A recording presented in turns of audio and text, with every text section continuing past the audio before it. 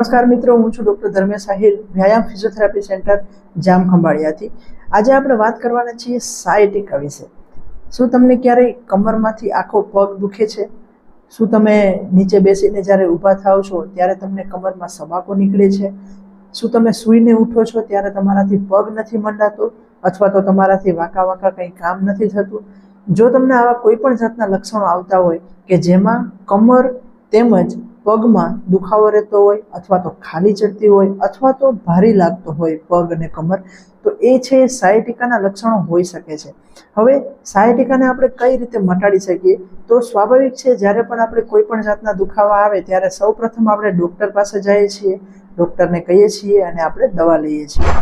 દવા લીધા પછી છે આપણે એનાથી છે થોડી રાહત થાય છે અને ઘણી વખત મટી જતું હોય છે, પણ ઘણી વખત દવા જ્યાં સુધી પીવો છો ત્યાં સુધી રાહત થાય છે અને જેવી તમે દવા મૂકી દો છો એટલે ફરીથી એ દુખાવો આવી જતો હોય છે.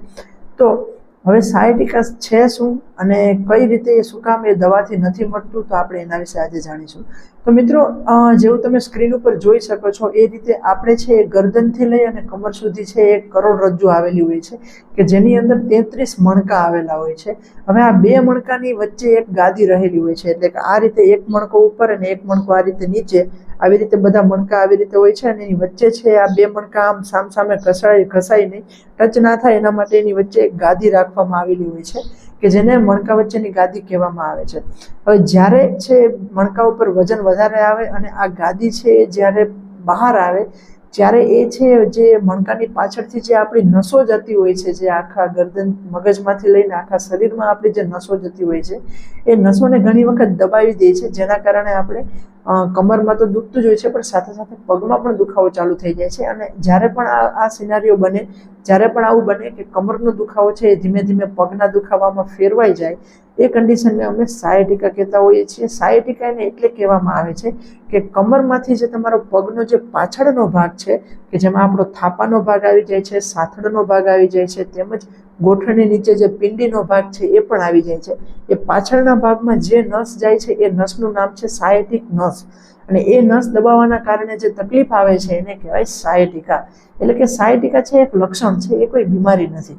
જ્યારે તમારી કમરમાં નસ દબાય છે ત્યારે તમારી સાયટિક નસમાં સોજો આવી જાય છે અને સાયટિક નસમાં સોજો આવવાના કારણે સાયટિક નસ જેટલા એરિયામાં સપ્લાય કરે છે એ બધા એરિયામાં દુખાવો, કાં તો ખાલી ચડવી અને કાં તો શૂન્ય પડી જવું, આ ત્રણ જાતના લક્ષણો એમાં જોવા મળતા હોય છે. મિત્રો, સાયટિકા છે એ કોઈ એવી બીમારી નથી કે જે રાતોરાત થઈ જશે. સાયટિકાને થતાં પણ ટાઈમ લાગે છે અને જતા પણ સમય લાગે છે. એટલે કે સૌપ્રથમ તમને શરૂઆત થશે કમરના દુખાવાથી, એ પણ કેવી રીતે કે રેગ્યુલર તમને કમરનો દુખાવો નહીં આવે, પણ જ્યારે તમે વજનવાળું કામ કરશો, તમે વજન ઉપાડશો અથવા તો કમરમાંથી વળીને કોઈ લગાતાર કોઈ કામ કરશો, અથવા તો ક્યારેક એવું થશે કે ક્યાંક તમારે 1 થી 2 કલાક બેસવાનું થશે પલાઠી વાળીને, પછી તમે ઊભા થશો, તો આવા કેસમાં છે ક્યારેક તમને કમર દુખશે. તો જ્યારે પણ આવું શરૂઆત થાય કે તમને કોઈ પણ વજનવાળું કામ કરવાથી, કમરમાંથી વળવાથી અથવા તો કોઈ જેમાં કમરમાં જોર આવે એવું કામ કરવાથી જો તમને કમર દુખે છે થોડી વાર માટે અને પછી તમને નોર્મલ થઈ જાય છે, તો જરાક તમારે સાવચેત થઈ જવું જોઈએ, કેમ કે આ છે સાયટિકાનું શરૂઆતનું પગથિયું હોઈ શકે છે. જો તમે એમાં પણ ધ્યાન ન દેશો તો ધીરે ધીરે એ કમરનો દુખાવો છે મહિના, 6 મહિના, વર્ષ એમ કરતાં એ ધીમે ધીમે વધારે ફ્રીક્વન્ટ થઈ જશે. એટલે કે પહેલાં છે ખાલી કમરમાંથી વળીને જ્યારે વજનવાળું કામ કરતા ત્યારે જ આપણે કમર દુખતી, પણ હવે એવું નહીં થાય. જેમ જેમ તમે સમય જતો જશે એમ દુખાવો છે એ બધી વસ્તુમાં આવતો જશે. એટલે કે હવે તમે ઊભા કામ કરો છો તો પણ તમને કમર દુખશે, તમે નોર્મલ છે ખાલી કમરમાંથી જરાક વળો છો તો પણ કમર દુખશે, અથવા તો વજન વગરનું તમે કામ કરશો તો પણ ધીમે ધીમે તમને કમર દુખશે. એટલે કે પછી ધીરે ધીરે છે કમર રેગ્યુલર દુખવાની શરૂઆત થઈ જાય છે. અને આ જ એ સમય હોય છે કે જ્યારે જનરલી આપણે ડૉક્ટર પાસે જતા હોય. જ્યારે પણ એવા કેસ થાય કે જેમાં દવા કામ નથી કરતી, ઇન્જેક્શનો કામ નથી કરતા અને દુખાવો છે કોઈ વસ્તુથી ઓછો નથી થતો, તો આપણે શું કરવું જોઈએ? તો આ વિડીયો એના માટે છે કે જ્યારે પણ આવી તકલીફ હોય, આવી પ્રોબ્લેમ આવે ત્યારે તમારે એક વખત અચૂક ફિઝિયોથેરાપી ટ્રાય કરવું જોઈએ. ફિઝિયોથેરાપી એટલે એક એવી સારવાર પદ્ધતિ છે કે જેમાં કોઈ પણ જાતની દવા કે ઇન્જેક્શન વગર અમે સારવાર કરતા હોઈએ છીએ અને સંપૂર્ણપણે પ્રાકૃતિક સારવારથી આપણે એને મટાડતા હોઈએ છીએ.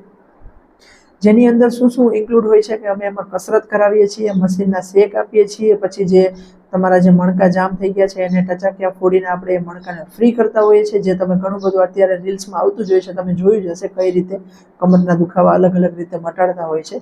તો ફિઝિયોથેરાપી તમે કરાવશો તો શું, ફિઝિયોથેરાપી થોડું સમય લેશે. સ્વાભાવિક વસ્તુ છે કે જો તમે દવા લેવા જાઓ છો તો પણ ડૉક્ટર તમને પેલા 10 દિવસની દવા આપશે, પછી પાછા જશો તો પાછી 10 દિવસની દવા આપશે, ત્રીજી વાર જશો તો પાછી 10 દિવસની દવા આપશે. એટલે તમે ખાલી જસ્ટ વિચારો કે તમે ખાલી દવાથી મટાડવા જાઓ છો તોય તમને 30 દિવસની દવા આપે છે, અથવા તો 15-20 દિવસની દવા તો આપે જ છે. સ્વાભાવિક છે કે કસરતમાં કંઈ 2 દિવસમાં કે 5 દિવસમાં તો આપણે કમરને મટાડી નથી દેવાના, કેમ કે જો દવા પણ આટલો ટાઈમ લેતી હોય તો કસરત તો અમે વગર દવાએ કરાવીએ છીએ, અને દવા ઇન્જેક્શન વગર મટાડવું હોય તો થોડું ધીરજ અને થોડો સમય આપવો પડે. પણ એ કસરત કરવાથી જે તમારો દુખાવો એક વખત જશે તો એ સંપૂર્ણપણે જશે, એ ફરીથી આવવાનો નથી. એ અમારી જવાબદારી રહેતી હોય છે કે ભાઈ જો તમે પ્રોપર કસરત કરશો, અમે જે રીતે કહેશું એ રીતે કાળજી રાખશો તો તમને આ કમરનો દુખાવો જિંદગીભર પાછો નહીં આવે. તકલીફ છે વધારે પડતી મહિલાઓમાં જોવા મળતી હોય છે. એનું કારણ એ હોય છે કે જે કમરના જે સ્નાયુ છે એ મહિલાઓમાં વધારે નબળા હોય છે પુરુષો કરતાં.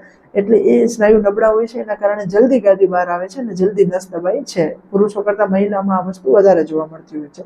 તો કઈ રીતે કસરત કરવાની હોય છે, શું કરવાનું હોય છે, આપણે આના પછીના વિડીયોમાં જોશું.